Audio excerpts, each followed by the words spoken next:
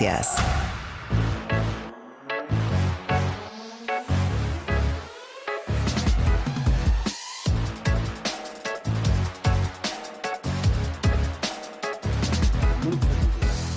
Muy bien, 17:50 nos vamos a ir a Múnich.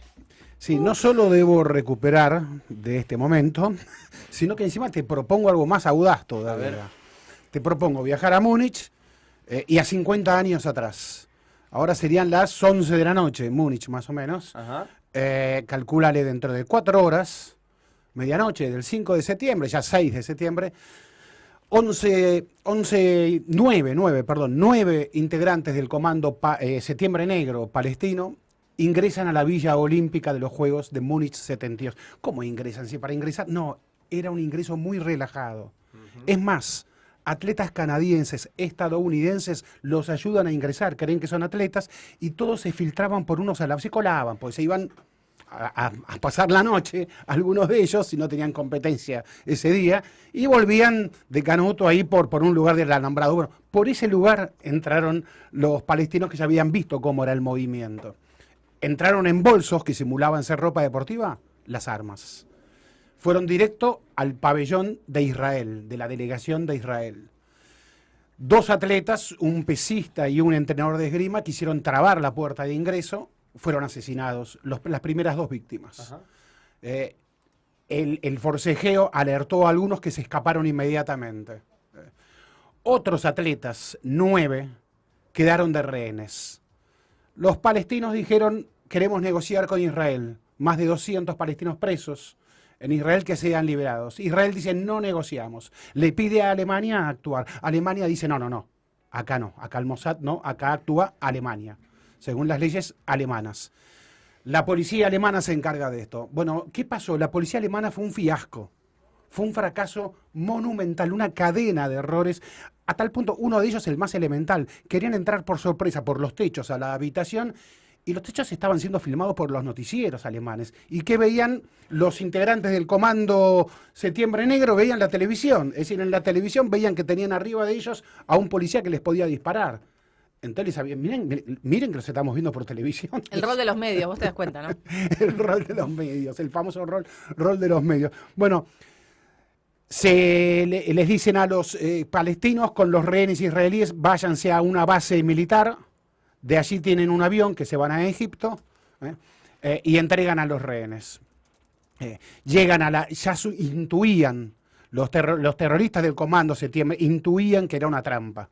Llegan a la base militar y efectivamente era una trampa, pero tan mal planificada la trampa que nunca se supo qué bala mató a quién.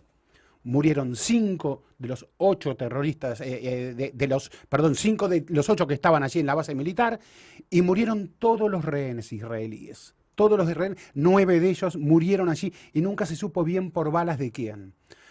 Bueno, desastre, los atletas, obviamente que Israel retira su delegación.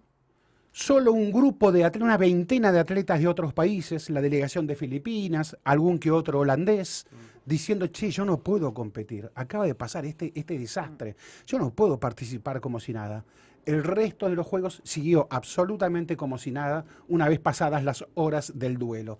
El presidente del Comité Olímpico Internacional en ese momento era el más racista de todos los presidentes que ha tenido la historia del movimiento olímpico. Racista y antisemita, porque defendió la realización de los Juegos Olímpicos de Berlín en 1936 en plena Alemania nazi. Es más, dijo que Hitler era positivo para el mundo, porque había que frenar el comunismo. Bueno, ese tipo que era presidente del Comité Olímpico de Estados Unidos en ese momento, fue elegido presidente internacional del Comité Olímpico Internacional. Entonces ese hombre, a ver, con ese antecedente, y encima eran juegos que sucedían en Alemania, recordemos, juegos de, Berlín 36, nazismo, Alemania vuelve a ser sede de juegos, Alemania que quería mostrar una cara completamente distinta, Por eso había pocos policías inclusive en la Villa Olímpica. Había mucha relajación allí en las normas de seguridad y no se el deporte era Disneylandia. Claro. El deporte, ¿quién va a querer atentar contra el deporte? Si el deporte es ese neutro, pacífico, ideal mundo en el que todos creemos que la paz es posible. Sobre todo los Juegos Olímpicos. Sobre todo los Juegos Olímpicos donde los países confraternizan, todos hermanos unidos triunfaremos. Bueno, alguien rompió ese pacto. Y entonces Alemania quedó, pero espantada, no lo podía creer. Alemania quedó tan demudada con lo que sucedió y sintiéndose tan responsable del fracaso que eligió el silencio. ¿Cuánto duró ese silencio? Medio siglo. El Comité Olímpico Internacional también eligió el silencio. Pasaron más de 10 Juegos Olímpicos posteriores sin que se declarase jamás, en plena competencia olímpica, un minuto de silencio por las víctimas. Wow. Esto era lo que pedían las familias de los 11 atletas israelíes asesinados.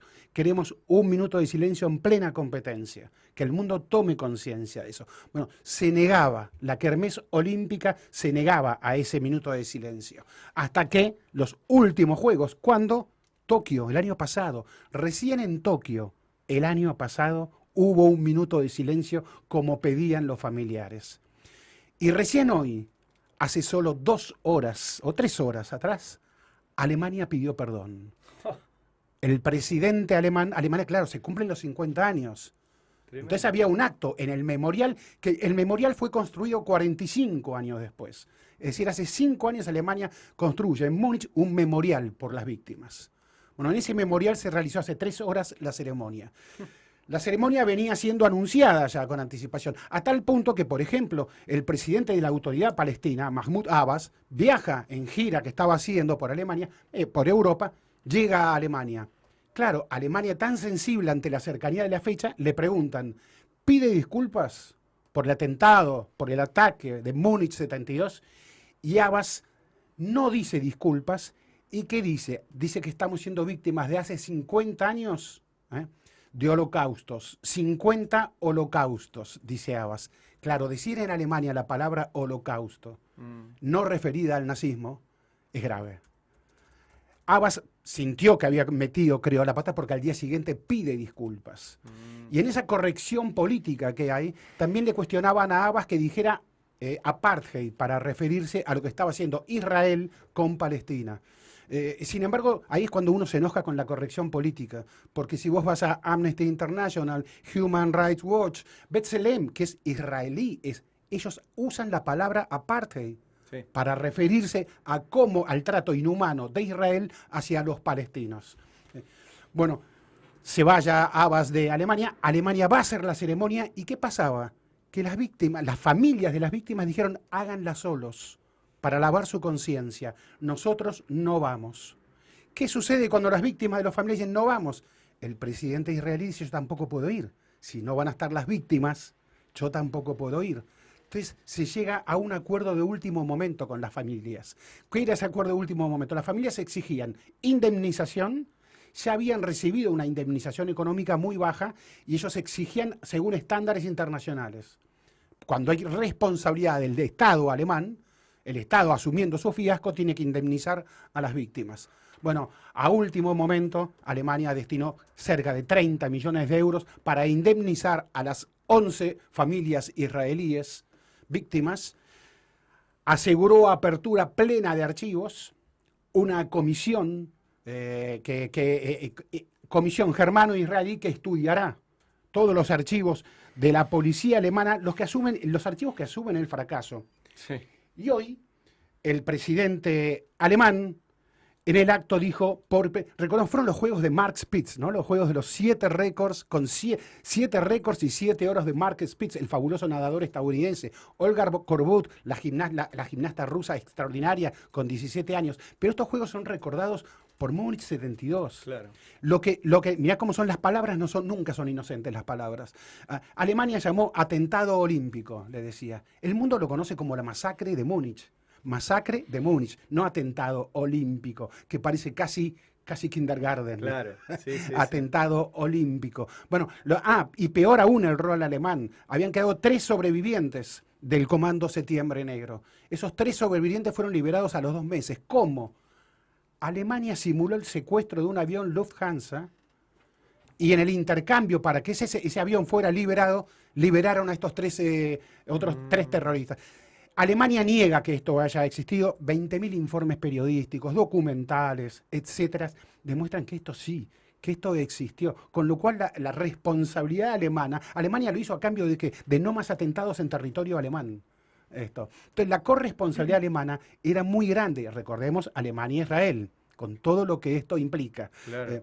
Bueno, ¿y qué pasó con los demás? Entonces, con esos sobrevivientes palestinos. ¿Recuerdan Spielberg, Múnich 72? Tremenda esa película. Ah. Sufrís desde el minuto que empieza hasta el minuto que termina. El Mossad contando cómo fue aniquilando uno a uno a los responsables directos o indirectos de la masacre, inocentes incluidos. Daños colaterales se le dice. Sí, sí. Ah, nos equivocamos, este no era, no importa, asesinado también. Esto es lo que cuenta Spielberg en el documental Múnich 72, entre tantos otros. ¿Y qué dijo hoy entonces el presidente alemán? Pido perdón. Perdón por la falta de protección de los atletas y entrenadores israelíes en los Juegos Olímpicos de Múnich 72 y por la falta de iluminación posterior, por permitir que pase lo que pasó. No te creas tan importante o habrá consecuencias. El Destape Radio. FM 107.3.